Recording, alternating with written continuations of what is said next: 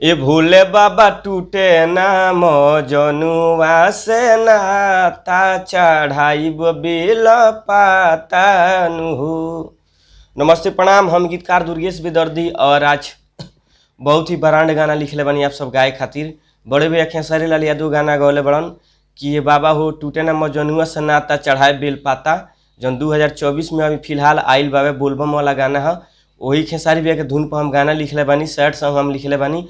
बाकी स्क्रीन पर हम लगा देम जना धुन पर गाना लिखले बानी, थंबनेल ओकर लगा देम। तो आप सबके मुखड़ा सुनावे जा रहल बन, तो सुनी कैसे बा। आ करो तारू दोसारा से शादी कके बर्बादीन हो। आ करो तारू दोसारा से शादी कके बर्बादीन हो।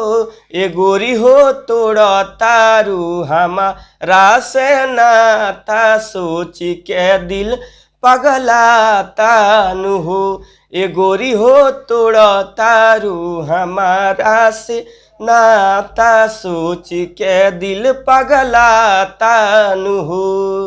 आ कैसे के होई गईलू राजी, तारा ना कुछ बुझाता नु हो। ए गोरी हो तोड़ तारू हमारा से नाता, सोच के दिल घबराता नु हो।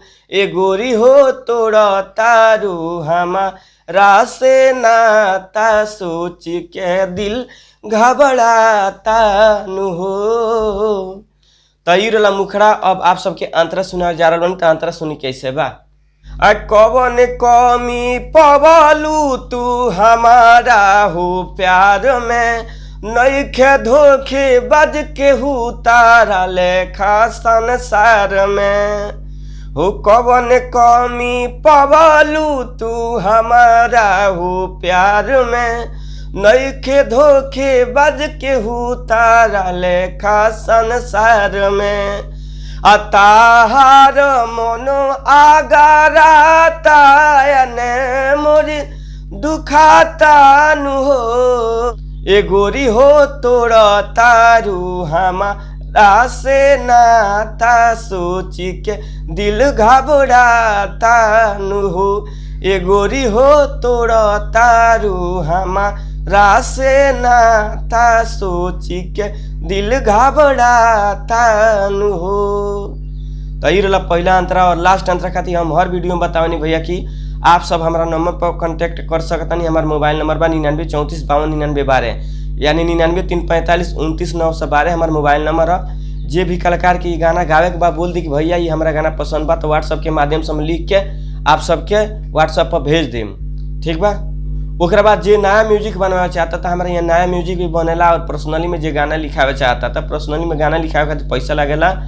और जे नया म्यूजिक बनवाना चाहता था, ब्रांड म्यूजिक हमारे यहाँ बनेला, कम बजट में ब्रांड गाना मैंने म्यूजिक बनेला। और हमरा से आप सब संपर्क कर सकते हैं। हमारा उहे मोबाइल नंबर 99 34 52 99 12। और हमारे खुद के अपन स्टूडियो बा, जरा गाँव के बता रहे खा कि हमारे यहाँ पैसा ना लगेला। बालाजी रिकॉर्डिंग स्टूडियो, जादूपुर बाजार, गोपालगंज, बिहार में हमारा स्टूडियो बा। तो आप सब आके रह के गा सकतनी आराम से। तो चलिए चैनल के सब्सक्राइब करी, लाइक करी, कमेंट करी और दबा के शेयर करी। नमस्ते प्रणाम, हर हर महादेव, जय हो।